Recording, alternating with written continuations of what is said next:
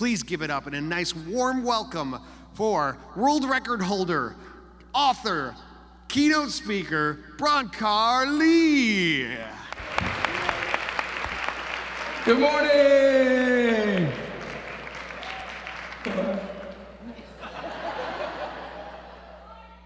Thank you, yeah. So not what you were expecting with National Speaker President, right? Beatbox Dad. My name is Bronkar Lee. It's an honor to be here. It's a privilege to be here. Now, the video you just saw was my son and myself, my son Elijah and myself doing a little beatbox thing together. And on the surface, it looks like, yo, it's fun, it's beatbox. And it was, but there's so much more going on to that. There's an echo effect that happens with that. An echo effect that y'all do every day of your lives. It's a connection. When you're connecting with other humans, you're instilling something in them, and then they're living that. They're continuing to carry that on, that echo effect. And we don't always quantify it in the digital form. Like in that video, it received 180 million views, which is a lot. But you're doing that every day in the analog form, where you're not necessarily seeing the stats on it, but it's happening. In fact, today I dedicate a lot of my show to my third grade teacher, Miss Jackson, because she transformed my life. And I'll tell you why in just a moment. But first, I want to give you a little something in real time.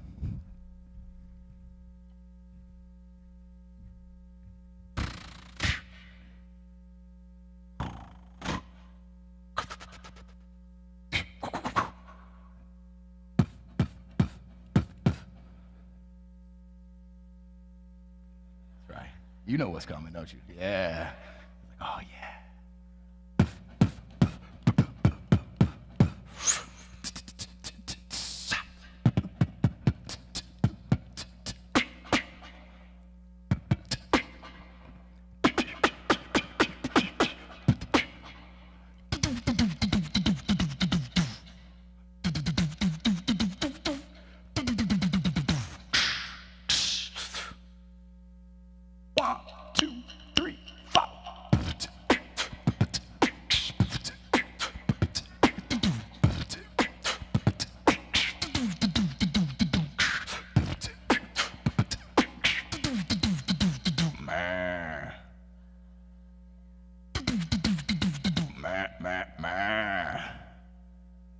Cowbell.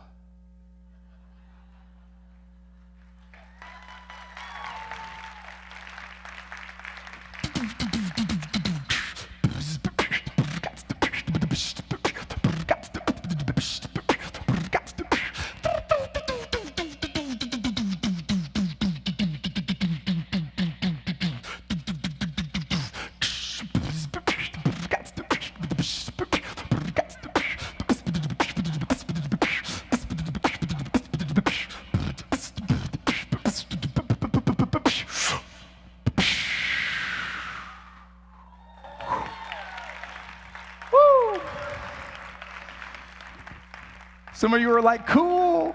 Others are like, why? ADHD is a real thing, people. Now, that particular art form is called vocal percussion or beatboxing, or what I refer to as mouth drumming. And now, that skill is just a skill.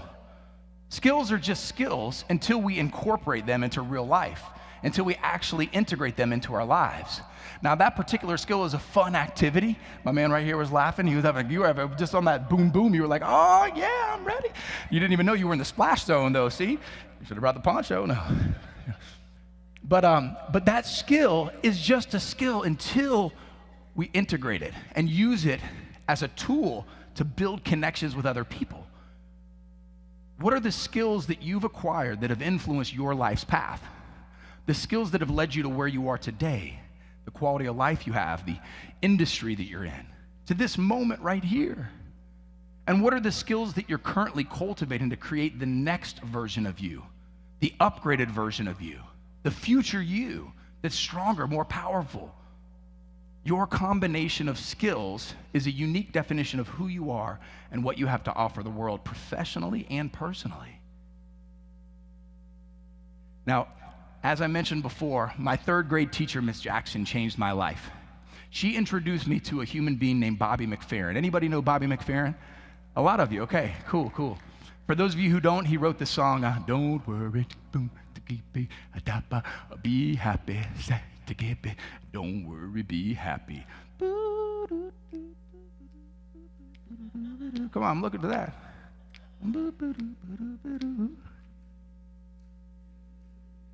Yeah, I knew y'all had it in you. I knew you had it in you. It's just 8 o'clock in the morning, that's all. But when I was introduced to Bobby McFerrin by my third grade teacher, Miss Jackson, it transformed my life. I heard that song and I went and researched him, and I saw a video of him, a PBS special he had called Spontaneous Inventions. And in this video, what I was so attracted to was his level of proficiency at the skill. His technical ability was incredible, of his voice, his body, his instrument. But more than that, it was the way that he used that skill to create a connection with the audience. He would improvise with the audience. He would actually move around. He would do something like this. See, he'd come out and he'd be like, you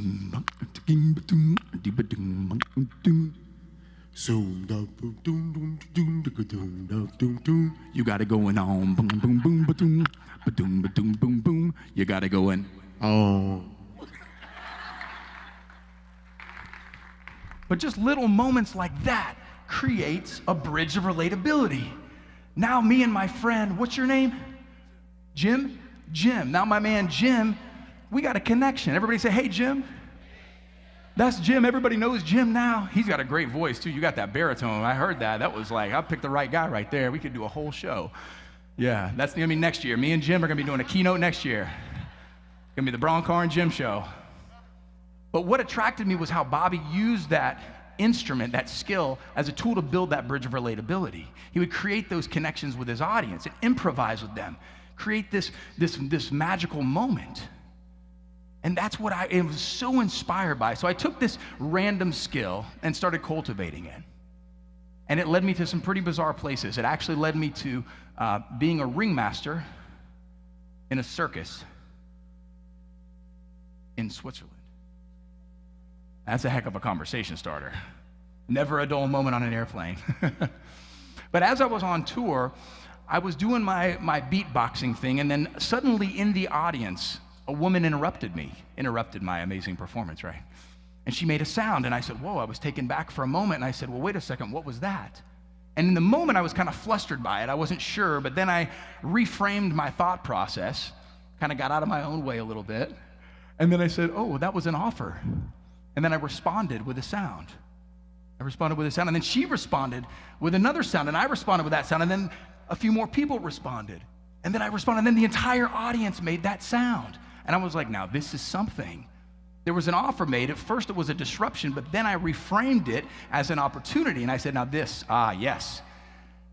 is what my entire piece became about, was connecting with the audience and teaching them this language of vocal percussion. Now, in this moment, I want to invite you to have a new opportunity.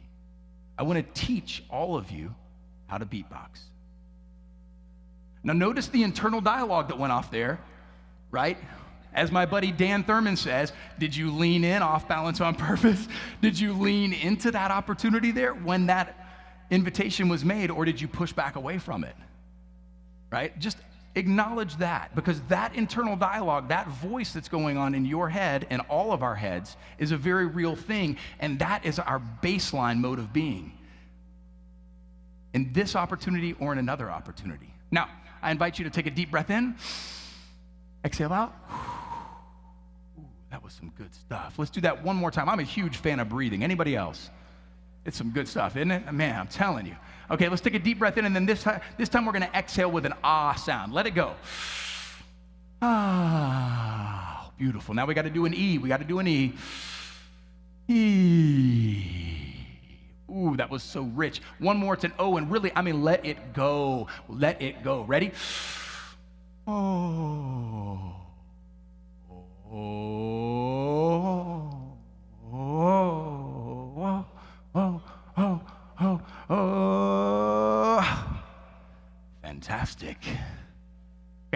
repeat after me. B, B, B, B, B, B. Beautiful. Beautiful.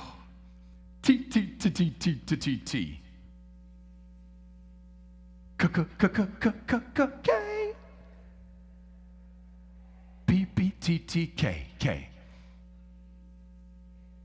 Extra credit for the hand gestures. Very nice.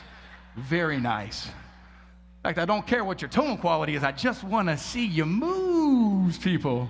Okay, now I'm going to start a sentence, and then y'all are going to join in with me and do the same thing with me. It's like this. B, T, K, T, B, T, K. Breathe. B, T, K, T, B, T, K. Breathe. B, T, K, T, B, T, K. Breathe. B, T, K, T, B. Hyperventilate. B, T, K, T, B, T, K. B, T, K, T, B, T, K. B, T, K, T, B, T, K. Big drum roll. If you can't roll your R's, just motorboat. Come on, build it up. Build it up. Big rock finish. Yeah, and then wipe that off there. And then just off of your neighbor there. Some of you are like, cool. Others are like, why? Just another skill, another opportunity that you leaned into there, right? Another opportunity that you said yes to in that moment. Whether that's going to serve you in your daily job, I don't know. You might be a principal and you might be doing the morning announcements and you might be like, what's up? Are you ready for a good day? I don't know. I'm pretty sure Jim's working it into his gig, I'll tell you that.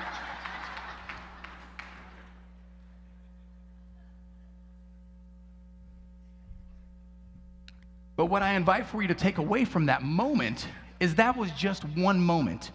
That was one moment of saying yes and, which if any of you have taken improv before, you know that. It's saying yes and.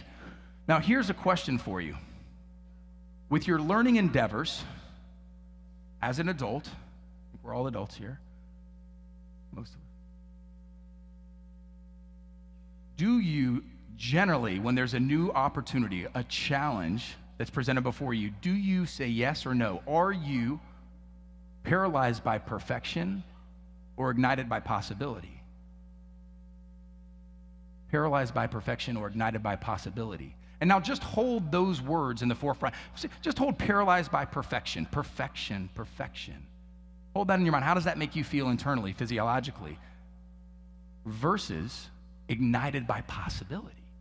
Ignited by possibility. How does that make you feel? That's something right there. We don't have to be perfect. We're giving ourselves permission to go through the motions to better ourselves, improve ourselves, strengthen ourselves, to evolve, to grow. We're in that growth mindset. Now, you know who are absolute masters at being ignited by possibility are kids. Who's got kids out there? Your kids must be older than mine. I love my boy. I got two boys. I got a 3-year-old and a 1-year-old.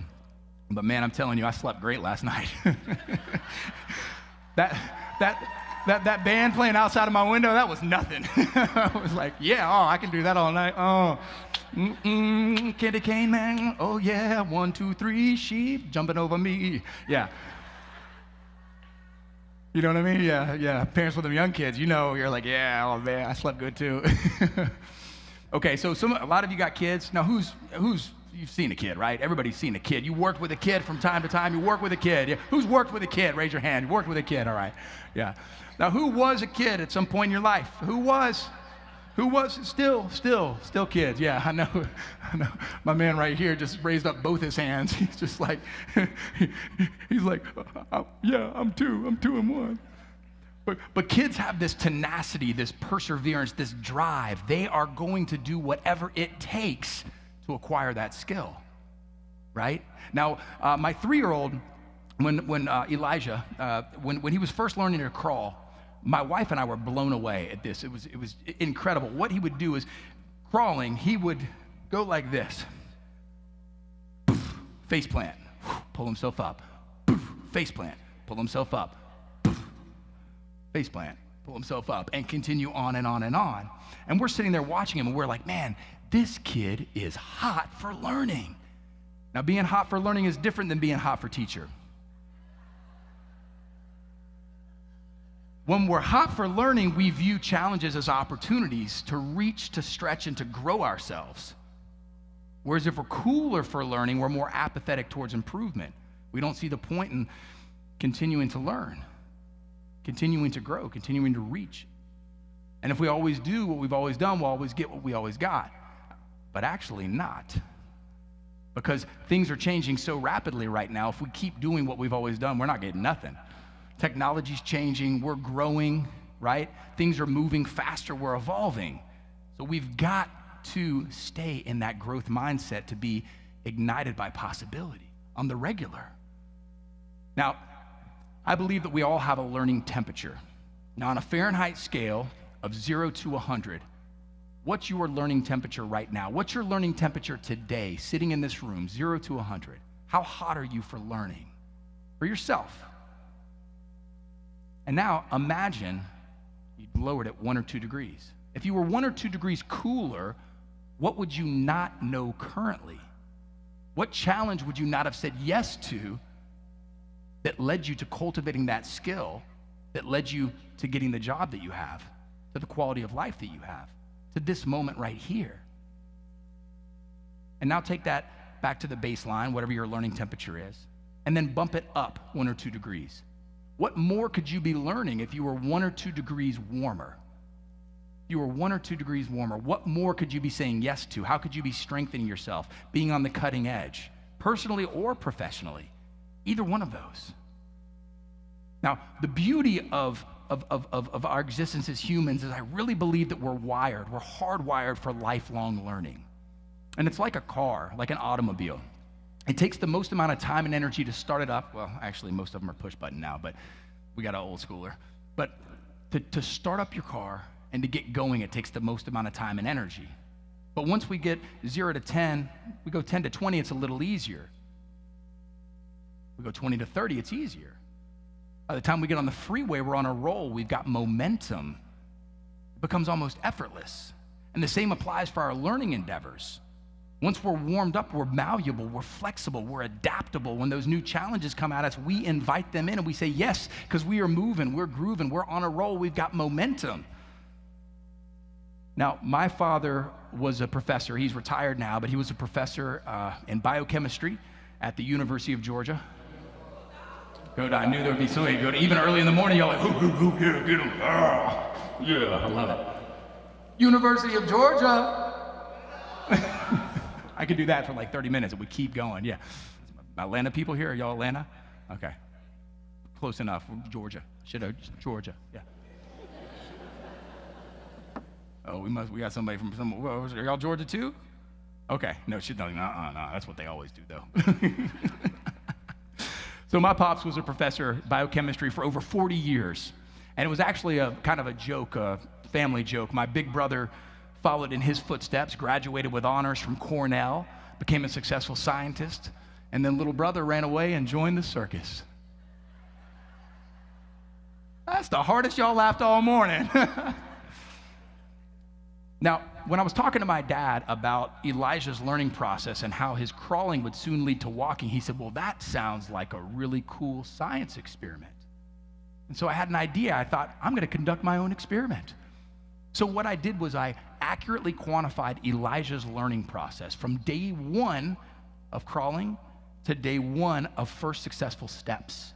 Now, in that time, there were 92 days. We focused very intently. We had a training regimen. We did 3 training sessions per day, approximately 20 attempts per session, 60 attempts per day. 92 days later, 5,520 failed attempts for 1 step.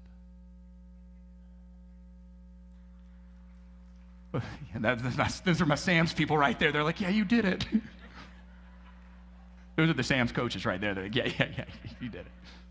But the beauty of that is that we all did that.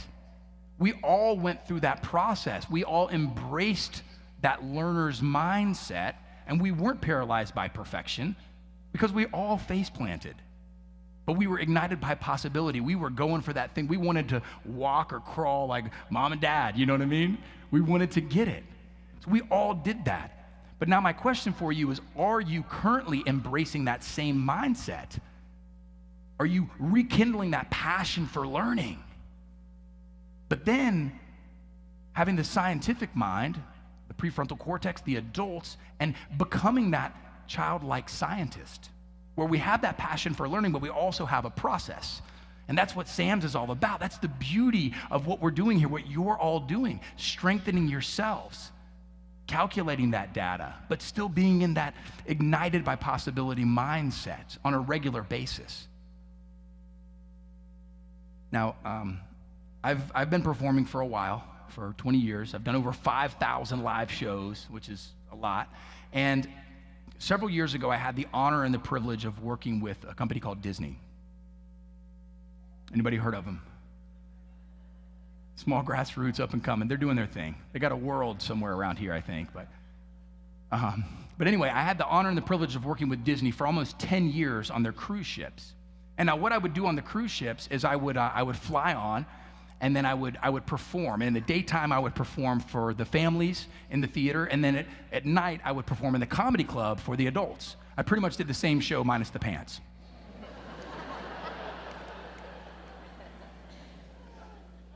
But a comedian's worst nightmare is a heckler.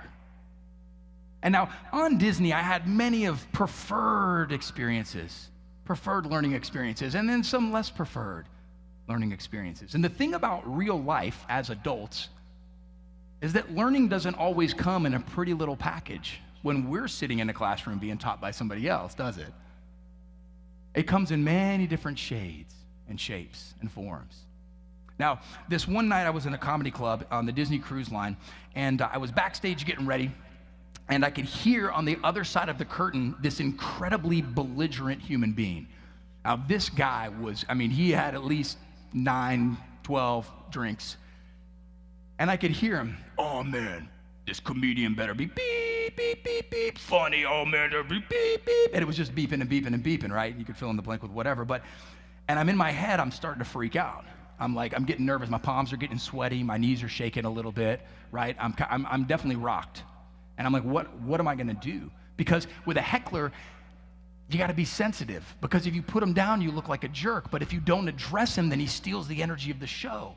I'm sure many of you can relate to that as facilitators, as teachers, as principals.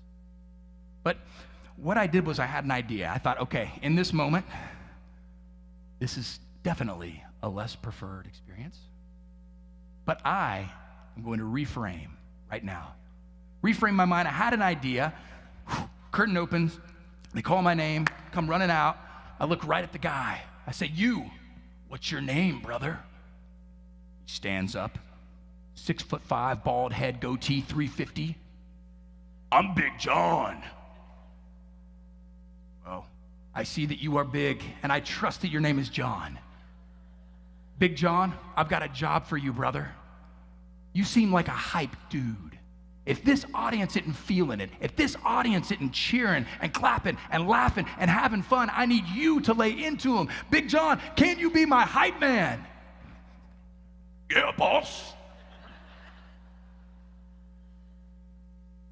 That show, we got 7 standing ovations.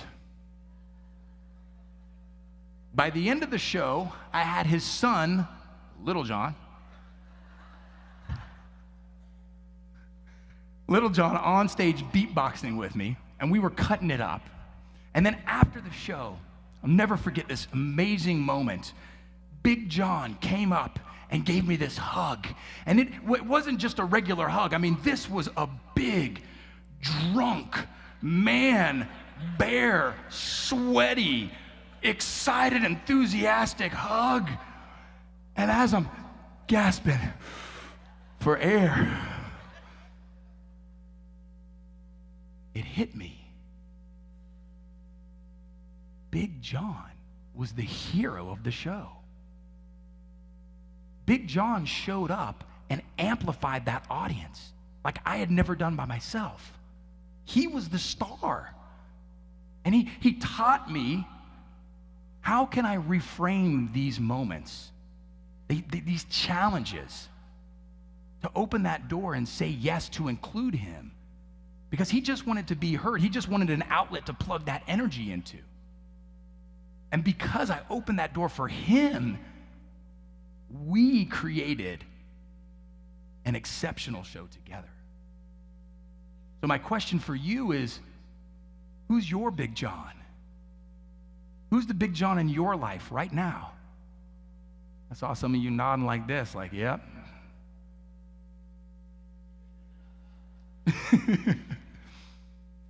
And how can you redirect that energy? Instead of just trying to push it away, instead of trying to ignore it, how can you redirect that energy and use that Big John in your life to be your amplifier?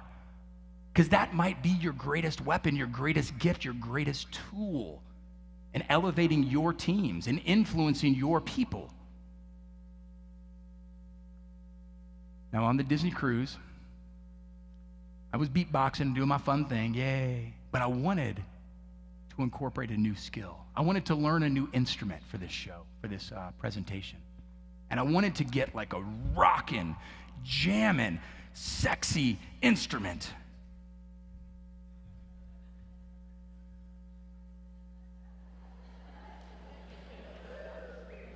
Thank you. I appreciate that. Woo, yeah. Well, okay. You need some support right now.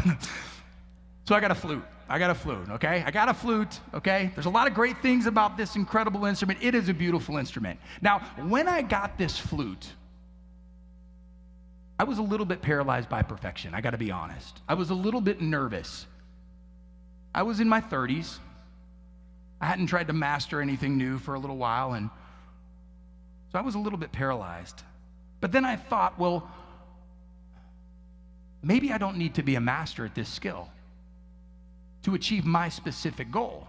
Maybe I don't need to be a master flautist. I don't want to be called a flautist anyway, FYI. Maybe I only need a couple of things to create that connection with my Disney audience, to serve that client, that customer, that human being. Maybe I just need a song and a scale. I mean, so often we can get paralyzed by perfection because we see the magnitude of everything. We're looking at that macro level, right? I mean, who out there is familiar with Malcolm Gladwell, the author, Malcolm Gladwell? Many of you. Tipping Point. He's written great books. So for those of you who are not familiar with him, he wrote a book called Outliers, specifically that I'm referring to. And in Outliers, it illustrates the reality that it takes 10,000 hours to achieve a high level of mastery in a skill or a craft. So if you're like me, you're left reading that book and you are not inspired to go try something new. You do the math and you're like, okay, if I'm incredibly disciplined, I'll do 1 hour a day, 5 days a week, 20 hours a month, 240 hours a year. I could have this skill mastered in 42 years. I mean, I'm all about long-term thinking, but come on. Instead of getting up and going, we shut down and stop. We get overwhelmed by the magnitude of that skill, that all that's involved with it. But here's the deal. I don't believe that we have to be masters in a skill or a craft in order to incorporate it into our lives and use it effectively as a tool to connect, to build bridges, to inspire, to influence. And now I'd like to play that song and that scale that I learned for the Disney cruise ship. It's a classic Disney song. I hope you like it.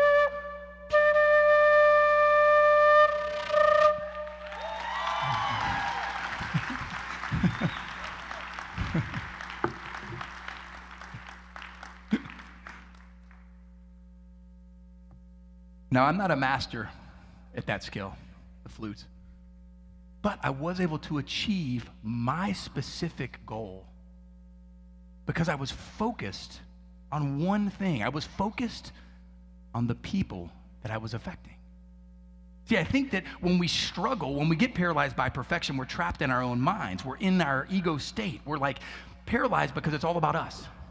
But when we can look at who we're serving, how we're enhancing other people's lives and amplifying other people's lives, then we're inspired, we're catalyzed, we're propelled, ignited by that possibility because it's about them. It's not about us. So learning for you is not a selfish thing. You're doing it to serve. And the more skills you have in your tool belt, the more effective communicator you can be, influencer you can be, leader you can be, lifelong learner you could be. Now, I talked a bit about reframing, and looking at those challenges as opportunities, being that childlike scientist. And the second point I really want to talk about today is retuning our instruments, our bodies and our minds. In other words, who's been to a symphony? Who's been to a symphony out here? A lot of you, okay. Who's seen a symphony on TV, YouTube or something? Okay, cool. Still didn't see all the hands. Does anybody not know exactly what a symphony is? Curious. Okay, all right. Now, if you've seen a symphony, and I trust all that you have, the very first thing that happens, somebody walks out on stage and they play a single note. And as they're playing that single note, other people start to join in and they match that note. And what they're doing is they're tuning or retuning their instruments, and they're getting to A440. They do that before they start the concert, before they start the performance. And every good musician does that. They tune before they do anything. Now, my question for you is, are you retuning your instrument, your body and your mind on a regular basis? I don't mean waiting for big chunks of time. They're called vacations. Anybody heard of them? I mean little retunings of the instrument daily. Once, twice, 3 times a day.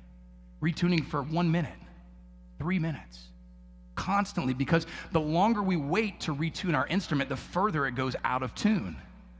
And then we have to spend a long time retuning that instrument. But if we keep it up and maintain it on the regular basis, it's not hours and hours and hours of time, it's minutes, seconds. But getting specific on techniques that we can use. And 3 techniques that I want to introduce to you today are what we say, what we see, and what we hear. What we say, what we see, and what we hear. Now, what we say to ourselves is such a big one. And earlier, we were talking about that internal dialogue and, saying yes to that new moment, being ignited by possibility, to learn to beatbox, right? What are you saying to yourself on a regular basis? What's that internal dialogue that's going on? That narration, because it's always going on inside of our minds. Even right now, you're feeling it. We all are. I'm feeling it about myself. Now, as a speaker, when I first started speaking, and my good buddy Dan Thurman introduced me, and he's the National Speakers Association president of National, and I'm the president of the Georgia chapter, and we're very, very good friends. And when I first started speaking, I was so nervous before I would present. I would get the sweaty palms and the shaky knees all the time. I would be so worried about how I was going to sound to the audience. Anybody ever experienced that? Be honest. Who's experiencing it? No, none of you. A few of you, like 3 of you. Okay. Denial. No. But what I did was this really cool little technique. It was kind of nerdy. I would basically review, because this process of learning, and I know you're familiar with it if you're a SAMS facilitator, or if you've studied the program. A lot of it is about capturing data. We record data, then we review that data, and then we either recreate or recalibrate. And it's that 3-step process. And so I was capturing this data, recording this data, and every time before speaking events, I would get so nervous like sweats, cold, hot, Public speaking is the number 1 fear of human beings, right? what I'm doing right now. Hello. So what I did was I said, I'm going to break that pattern. Little metacognition. And I did a recording. I recorded myself on my phone talking to my future self. And I said, you got this. Everything that you've learned, every mentor you've had, guide you've had, all the time and energy you've put into this has led you to this moment. You are exactly where you need to be right now. You are enough. You've got this. And I listened to it before a speech. And it worked. It worked. It was magical. So when everybody get out your phones, no, I'm just kidding. You don't have to. But it's a very effective technique. And I started doing that, and then some other performer friends found out that I did that, and they said, would you do one of those for me? And I said, yeah. So I started doing them for them, and then more people started asking, and so I started doing these things, and I would record it, and then I would put music behind it, and it would be these catalyzers for people to get in their Zen zone before they went up for a big moment. Now, what if you did something like that in your life? What if you had a little thing like that, a reminder from your past self that reminded your future self that you're enough? How cool is that? Because either we step into that uncertainty and we say, I'm not enough, or we say, I got this. And there's a big difference when we're ignited. Now, the second point is, what are we seeing? Who meditates here? We got some meditators? I know we got 800 people, okay. Who's never meditated? Who's never meditated? Would be the people that didn't raise their hand a moment ago, yes. Says interacted, yes. Now, who just doesn't care about it? I mean, you're just not, yeah. Now, for those of you who meditate, you understand, but meditation, visualization is such a powerful tool. It's such a powerful tool. Now, I was interviewing a good friend of mine and my Irish twin, Melissa Lorenzo. I was interviewing her for my podcast, and she's a producer of events. She produces motorcycle rallies and monster truck rallies at big fairs, and she also produces the Atlanta Jazz Festival, one of the top producers. And she had done it 4 years in a row, and she said the first 3 years was chaos. She wanted to pull her hair out, and she swore she'd never do it again. But then something changed on the 4th year, and she said it was the most amazing experience she'd ever had. And I said, well, what happened? She said, well, I pulled my entire team together, and we did a visualization. We did a visualization before the doors opened. And what they did was they visualized the entire day, hundreds of thousands of people coming to this event, dozens of bands, and they visualized all of the fires that would inevitably come up, right? I'm sure you know one or two things about fires. It's probably like you're like, yeah, you just stop calling yourself a facilitator. You're like, I'm a firefighter. Yeah, that resonated. They visualized all the fires that would come up, and then they visualized themselves coming together as a team, as a collective, to put those fires out. And then, when they opened the doors, all the people came in, and the fires inevitably came up. But as a team, as a collective, they were all connected. And they went in, and she said it was the easiest thing, and they actually went for barbecue after the whole event. She had everybody over to the house for a barbecue after the event, which is unheard of. Unheard of. She said it was like everybody got logged on to the same Wi-Fi network, and then they were connected. So I was telling my friend about this meditation, this group thing, and I was telling my friend, and his name is Gene Greisman, and he's a fantastic speaker, and he's interviewed a lot of celebrities over his years, a seasoned professional in the Speakers Association. And as I was talking to Gene, I was telling him about this visualization. He said, "Oh yeah, Bronkar, that's old news." He said years ago I was interviewing Paul Bear Bryant. Now, if anybody's a football fan, everybody knows Bear.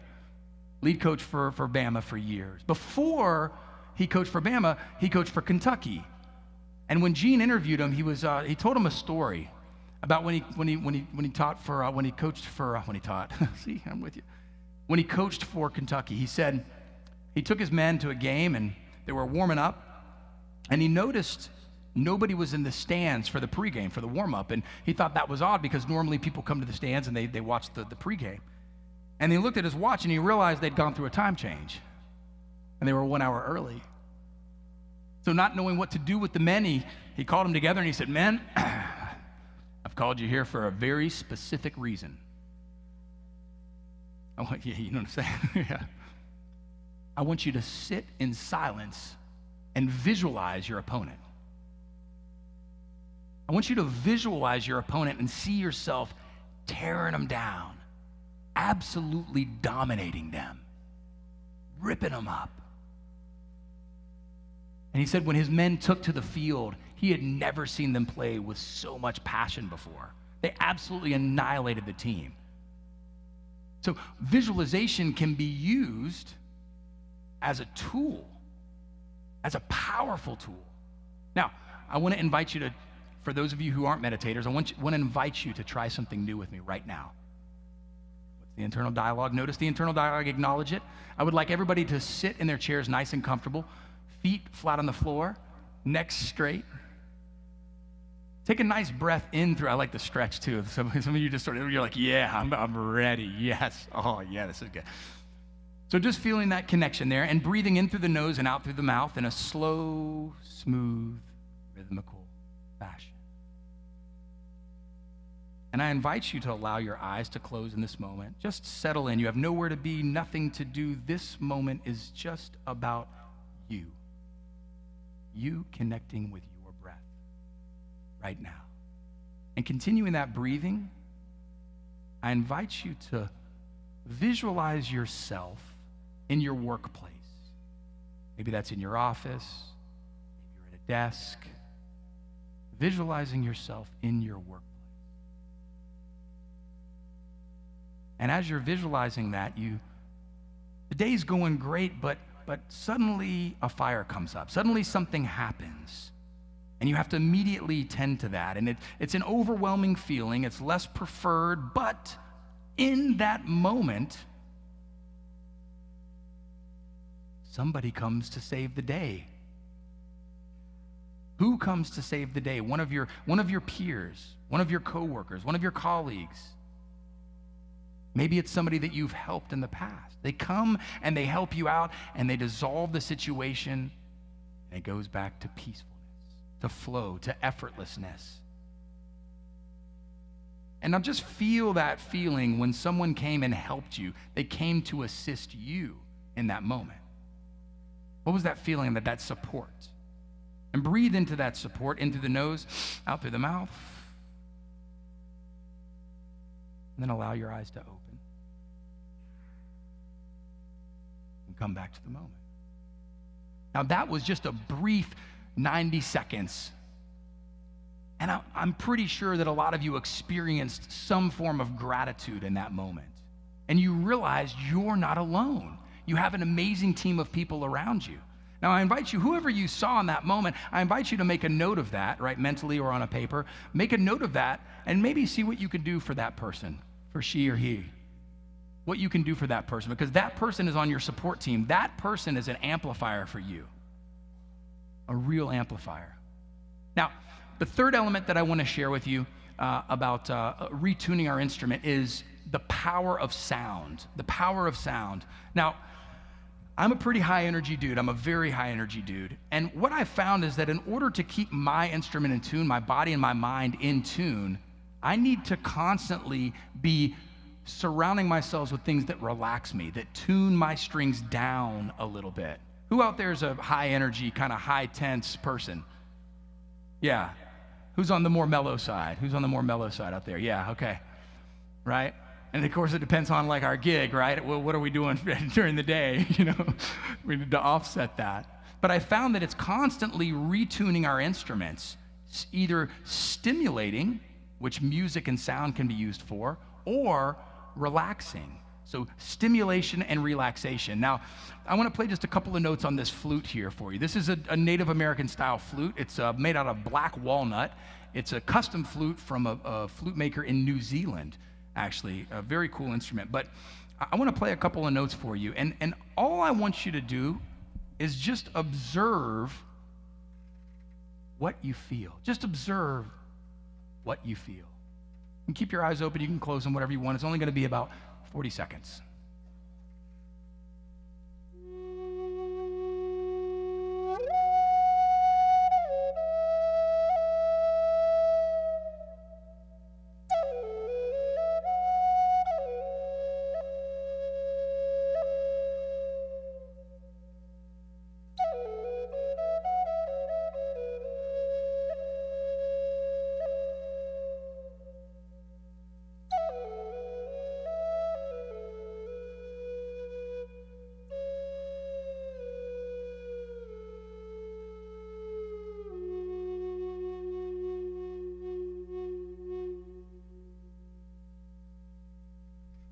that shifted the energy, right?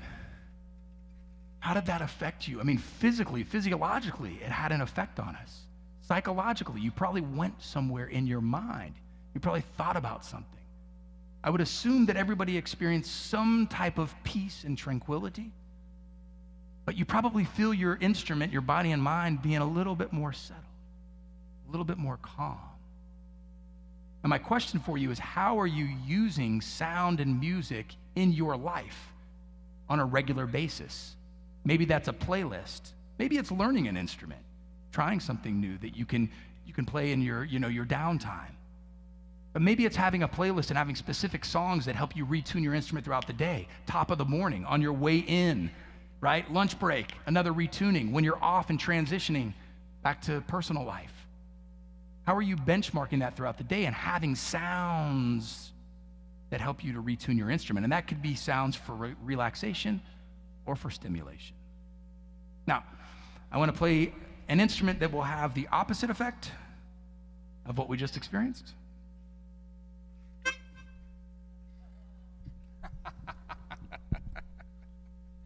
Already, that's all I need right there.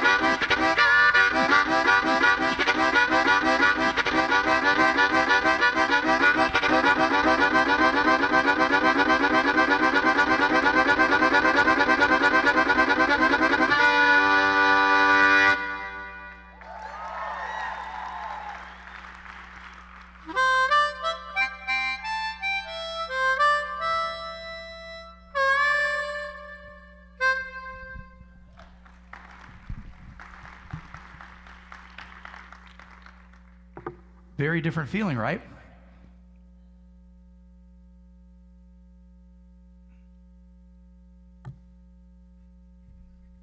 So how are you using music and sound in your life on a regular basis? Because sound and music are so powerful.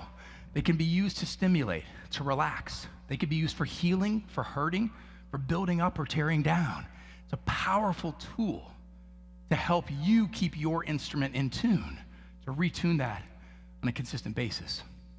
Now, learning doesn't always come in pretty packages, as we talked about, but sometimes it does. Sometimes it does. In 2009, I was invited to be a performer on America's Got Talent. Anybody heard of that one? Okay, cool. Checking in. So I was so honored. This was going to be the pinnacle of my career. I visualized all the success, selling out theaters across the country and being a household name and ultimate ego, yes. And then something happened. I went on the show and I received X's from all three judges. And in that moment, I thought, well, now, if I'd known this was going to happen, I surely would not have showed up today. But I walked downstage and I received some incredibly painful feedback from the judges, and essentially what they said was that I wasn't enough, I wasn't good enough. I wasn't talented enough. In other words, I had just failed at the thing that I was defined as, the title that I have. And in that moment, I wanted to crawl into a hole and cease to exist. I just failed on national television. I mean, what if my friends or my family had seen that? I didn't want to answer the phone for anybody. I didn't want to talk to anybody. But I answered the phone for one human being, and that call changed my life. It was my coach, Brian. Yo, little bro, you did it. Congratulations. You see the show, bro? Just curious. Yes, you went for it, little man. You gave it your all. You rocked the house. You did your thing. Congrats. Yeah, but my all wasn't enough. I'm not enough. I'm not good enough. I'm not talented enough. I'm not enough. Look, little bro, there's two ways you can look at this. One is that you're defined as that moment. That is you. Or that was one experience that you've had along your journey. Just one experience. What are you going to do with this new opportunity? The choice is yours, and the choice that you make today is going to dictate the person that you become tomorrow. So simple. The choice that you make today is going to dictate the person that you become tomorrow. So in that moment, Brian brought a new perspective to me as my coach. He brought a new perspective to me. He could see outside of the bottle because I was in there. I couldn't read the label. I had no idea what was going on. I'm in my own turmoil and my emotions, my inner dialogue's going off, my critics going off. I'm not enough. I'm a failure. I am a failure. And he's like, no, dude, this is your chance. This is the moment. This is the learning moment. Like, this is it. This isn't a book that I'm going to read about learning. I'm going to learn. It's like, no, this is learning. This is learning, period. Does that make sense? Learning, period. Done. And so I said, okay, I'm going to step into this new opportunity, this uncertainty, and I'm going to seize this moment. I'm going to be ignited by possibility. And I said, yes. And so I re-sculpted. I came up with ideas. And I decided to combine skills together. See, I'd gone on AGT and I failed doing my beatboxing, but what I wanted to do was I wanted to bring my experiences to the table. This challenge, this failure was the greatest gift I've ever received in my performance career. They catalyzed me to take action on something new. And so I said, okay, well, the whole is greater than the sum of its parts, which, as you know, applies to definitely the organization, right? All of your staff members, all the people that surround you, faculty members, students, peers, everybody. The whole is greater than the sum of its parts, but it also applies on an individual level. The whole is greater than the sum of its parts. Your combination of skills is a unique definition of who you are and what you have to offer the world professionally and personally. Not only your skills, but your experience. And how you bring your skills together is that unique energetic signature, is the way that only you do you. As a teacher, as a facilitator, as a principal, as a coach, as a parent. It's how you do you. It's how you put your energetic signature on life. And I'd like to share with you the way that I brought my skills together to reinvent myself after that failure on AGT. How I brought my skills together to create a greater whole, to use my recombinant innovation. And as I'm demonstrating mine, I invite you to think about what unique skills you have and experiences you have that come together to make you you.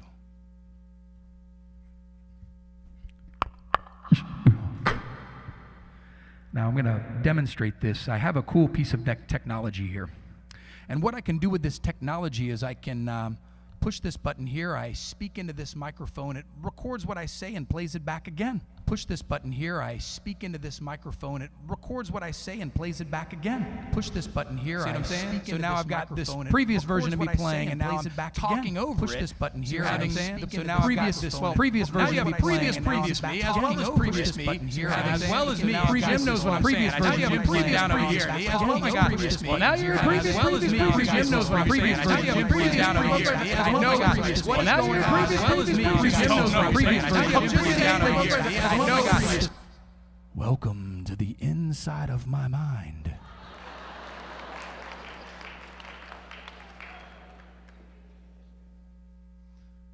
It's a loop, and it's in all of our minds. Now, if we were to take that and make some music out of it, we could do something pretty cool.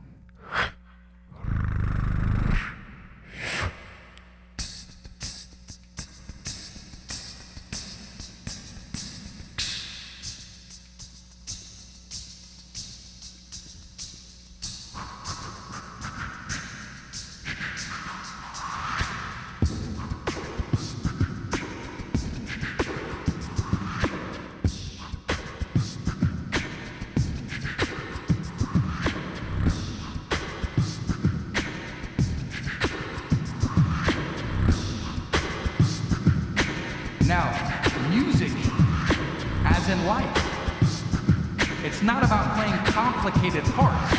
It's about playing simple parts effectively.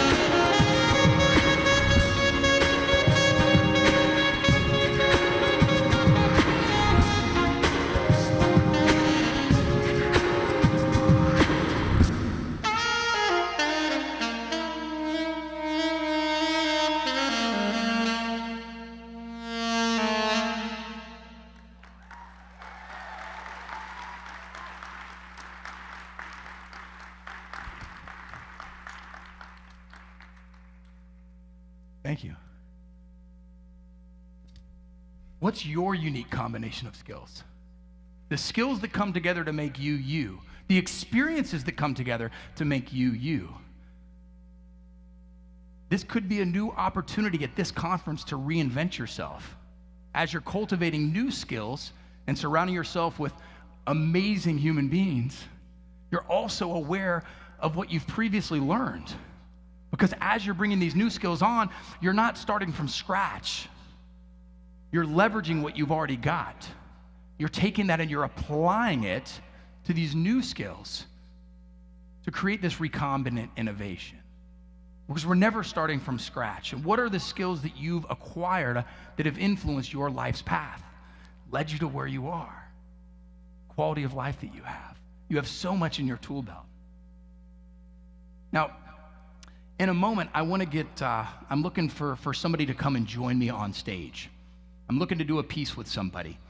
And now I'm looking for somebody specific. I'm looking for somebody who wants to come up and basically be the rock star of the show, to have a good time. Now there's 3 elements that are important for this. Number 1, you've got to volunteer yourself. All right? No fan clubs. Oh yeah, you're gonna go. You got to volunteer yourself. Number 2, you can't have any breathing issues. So no asthma or light breath. You have to be healthy with breathing, okay? Some of you know where this is going, okay? And then number 3, you have to be enthusiastic, excited. So who would like to join me on stage and come up here and be a rock star of the show? I see a few hands. I feel like there's like a lot of excitement. I see in the kind of the purplish shirt right here. Is that a purple shirt or a black shirt? I can't quite tell because I got these bright lights on me. You look like the perfect person. What's your name? Stand up, stand up, stand up. Start walking towards the stage. As she starts walking towards the stage, we're just gonna have a nice little soft applause. Nice little soft applause. A nice little soft applause as she makes her way to the stage, and that applause builds. That applause builds. It didn't stop ever. It's building. She's coming. She's coming. She's making her way up here. She's coming onto the stage. She's coming on. She's coming up with enthusiasm. She's coming up with big enthusiasm. She's going to throw her hands in the air. Y'all going to give some love. Yes. Hey, good morning. Hi. No, you don't have to sing. No, you don't have to sing. She said, do I have to sing? I said, no. All right, you ready to sing? I'm just kidding. I'm just kidding. Okay, now, let's take one step that way. There was a big M right there. Yeah. Okay, so what we're going to do, your name is Ryan? Danielle. Daniel. Ryan. So what? Ryan. Yes. So that's what I'm calling you. Yes. Okay, you sure? Final answer. Yes. Ryan. Okay, now Ryan, what you're going to do, I want to get connected with this audience. We're already connected. I feel it. You're going to give me a high five. When you give me a high five, the audience is going to go, woo! Nice. All right, Danielle, Ryan. God, I can't believe you've been messing my name up for seconds. We've known each other. How do you do that? I got to tell you, I'm not looking at I'm looking at your eyes, okay? Right here, I am with you. Okay. I got it. You know what my name is?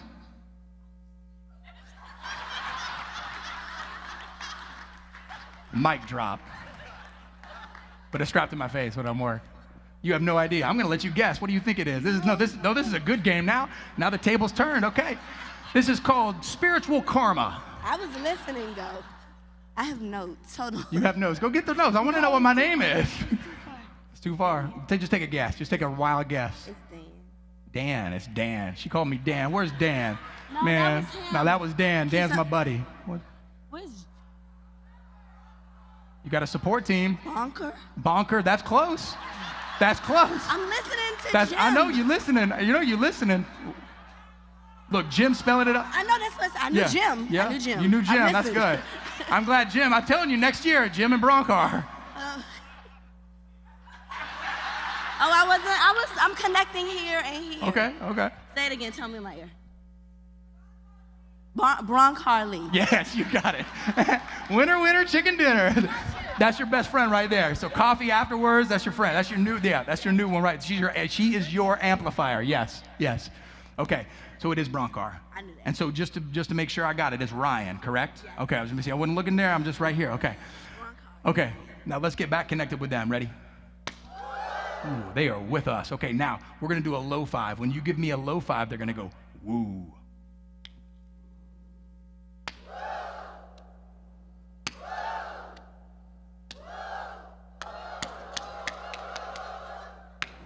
Perfect. Now we got it going on. Okay, now, Ryan, I've got a microphone for you. You're not gonna have to sing, I promise you. I'm not gonna make you sing. I'm gonna get that about right there. Perfect, okay. Now I just want you, Ryan, to step up to that microphone, and I want you to say, "Hey, everybody." Hey, everybody. Yeah, come on, show some love. All right, now, I've got a prize for you. Oh, okay. Hey, you got a little bit excited there. I like she got it. She got it. Okay, okay. All right, I got a prize for you. Okay, I'm ready. That prize is a brand new harmonica. Okay. I mean, hey, it could be worse. It could be a used harmonica. I agree. I It agree. feels pretty good now, doesn't it? does, See, does. right? We got to reframe that. We got to reframe that. I want you to open that up for me, Ryan, okay? Let me see where this is going. All right, now, it's all about what you do with the trash. It's new. What do you do with the trash? Testing. Yeah, it's a test. I'll take your trash. I knew it. I knew it. I knew it. I knew it. Okay. Now, Ryan, what we're going to do is before we even attempt to even start playing this thing, Okay. this audience is so connected with you. I feel it. Here's what I want you. I want you to own it a little bit. What you're going to do is you're going to show them the harmonica like this. Hold on. Wait for it. Wait. When you do that, they're going to go, ooh. Okay. When you go back, they're going to go, ah. Okay. Hit it. Ready? You got it. Y'all ready?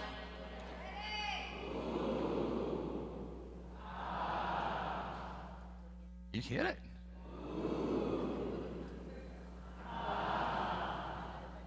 They are ready. I think they are.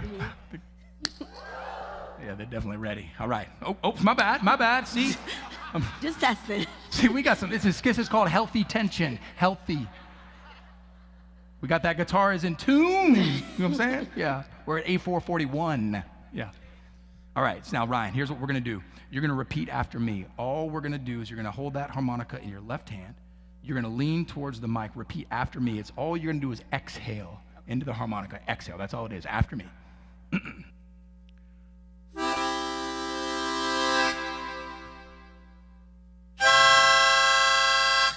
You said exhale. Is that right? Oh.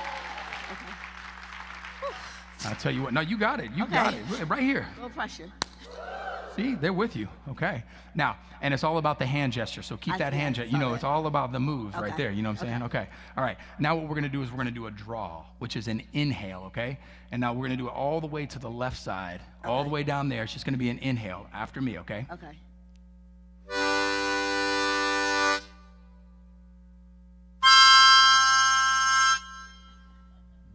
Not like We're yours. going to flip it around so we get the, nope, like this.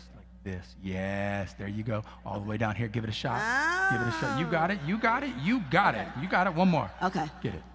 Oh, it's different. It is. It is different. I'm sorry. Yeah. I got it. Yeah. It's Uh-huh. numbers. You got it. It is the numbers. I It's did okay. see It's just numbers, math, you know, whatever. Hey, 1 through 10. That's the first time I read it. Oh, look. Hey, we're on. I'm smiling. Let's do this. Hey. All right. You know what I'm saying? You picked the right one. I know. Yeah, you're making me look better. You're an amplifier for me. You got yours right there. I got you. We're rocking this. Okay, now we're going to go exhale, exhale, inhale. Okay, so it's Okay. going to be blow, blow, draw like this.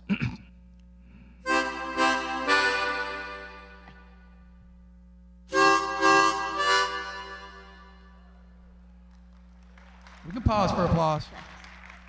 Same thing. No, wait. Okay.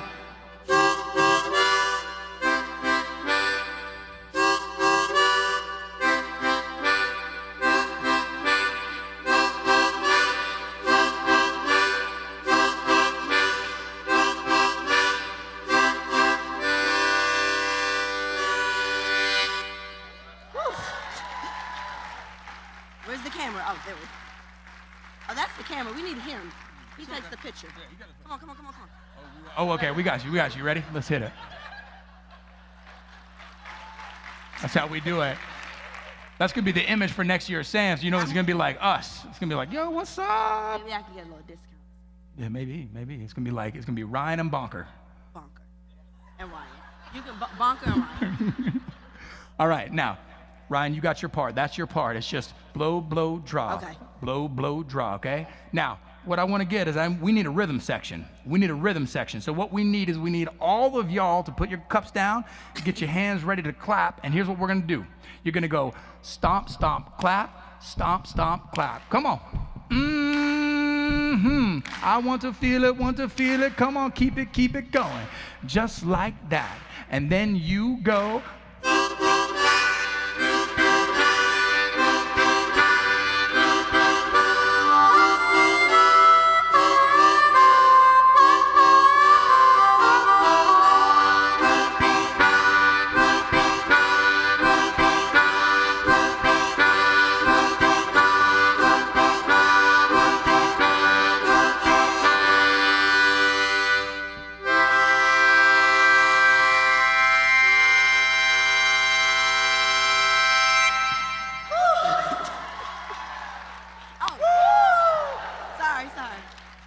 Ladies and gentlemen, give it up for my friend Ryan. Take a bow. Get up there. Take a bow. Get you.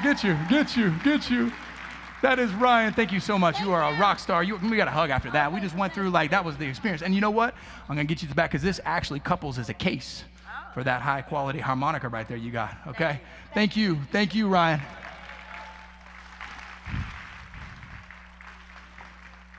True story. It really happened. That's Ryan. I know, right? Yeah, you got a whole, man, she signed, taking autographs afterwards. Yep. Ryan's gonna be, yeah. Representing. You just saw the whole hero's journey right there. She just went back home. Yeah. Now, what just happened there? What just happened? Ryan rocked the house. That's what happened.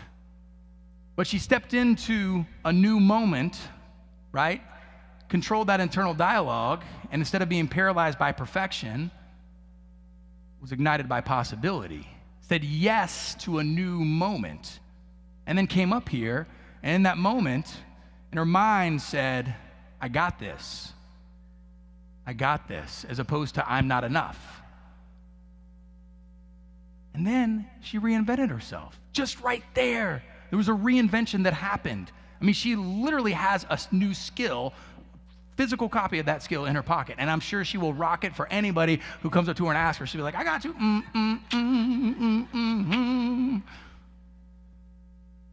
But that right there, if that was the beacon that we lived by on the regular basis, what could we be learning if we were that hot for learning individually all the time? Now, I have one more piece that I want to share with you before I take off for the day and let you go on your merry way. And before I do that piece, I want to just share a slide. I should have one slide back there for my amazing AV team. A round of applause for our AV team. We have an incredible group of human beings.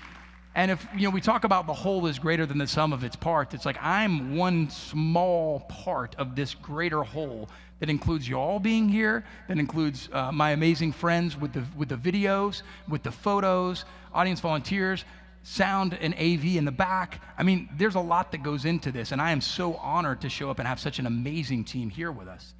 Now, if you'd like to keep in touch with me, if you like my style, that is a way to keep in touch with me. If you have a smartphone, if you just take it out and you simply send a text message to the number 44222, that's all it is, right? You just take your phone and you go to type a new message, and you put, instead of, somebody else's number in there, you literally only put 44222. And then in the subject, in the text, you just put the word sustain in there, and you send that, and it'll prompt you. And what it is it's just a way to get involved with our community. We have all kinds of learning assessments. We have innovative toolkits. We have all kinds of fun things. We got video series. We got all this stuff, and it's totally free. It's just getting you involved with our community. My amazing wife, business partner, and sanity goddess, Cindy, is in charge of pretty much anything you hear come out of my mouth that is remotely cool. She wrote it. But we have a business together, and we do a lot of fun stuff, and it's just an opportunity for you to extend your lifelong learning endeavors to be involved with our community as well. Thank you for that slide, guys. Appreciate that. Okay, so now I want to leave you with this thought. Now, when I was a kid, I used to watch the Andy Griffith Show with my grandfather, and many of you probably know the Andy Griffith Show. And when that show would be finished, you guys could pull that slide down if you want, guys. Thank you so much. I just wanted to see like my face on all 4 of these again. If that would be cool, then I can just like admire myself from the side. They're saying no. Okay. Anyway, I love that AV team again. Like us. Thank you. There we go. Hi. Hello, you and you. Hello, you and you as well. Yes. But I would watch the Andy Griffith Show when I was a kid with my grandfather, and then after the show, that song would get stuck in my head. You know the song.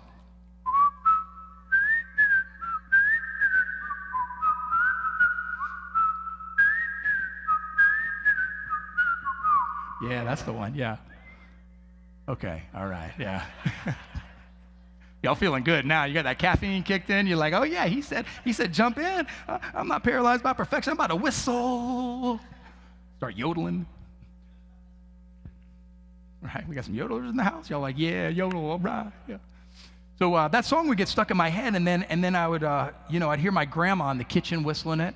And then we'd get in the car and go to the grocery store and we'd whistling it and hear other people whistling it going down the aisles, and the checkout clerk would start whistling it, and it had this echo effect, right? It was affecting other people, and they would get it stuck in their head, and I was like, man, that is so cool. And that's the Andy Griffith theme song, right? The Andy Griffith Show theme song. And it got me thinking. It said, all right, well, that's cool, but what's my theme song, right? What's the song that I'm singing on the regular basis that's getting stuck in people's heads? And that's my question for you, is what's your theme song that you're singing on a regular basis? And I don't mean literally singing necessarily. I mean the intention behind what you do, how you do what you do, why you do what you do. Because ultimately what defines you, what defines us, is the energy that we leave behind, the song that we leave in people's heads when we're out of that space. And it lives on. So what's that song that you're singing on a regular basis? Because you are creating an echo effect as an influencer, as a facilitator, as a leader. Now I want to close with this last little Dookie Mickey here. That's what it's officially called.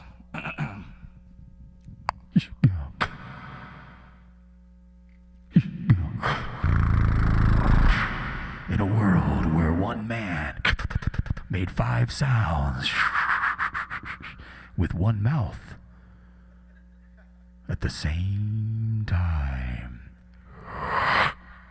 Ding, ding, ba-dee-ba-ding, ding, shot, ding, ding, a-dee-ba-ding, ding,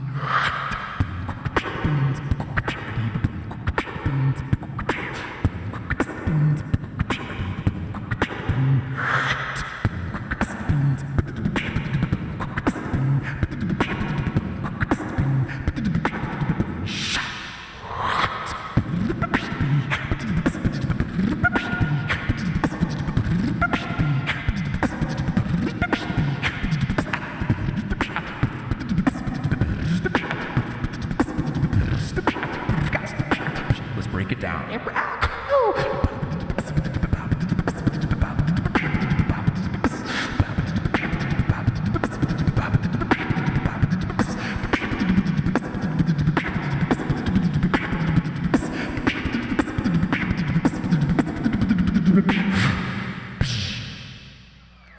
Thanks, guys. I'm Bronkar. That's my time. I appreciate all of you this morning.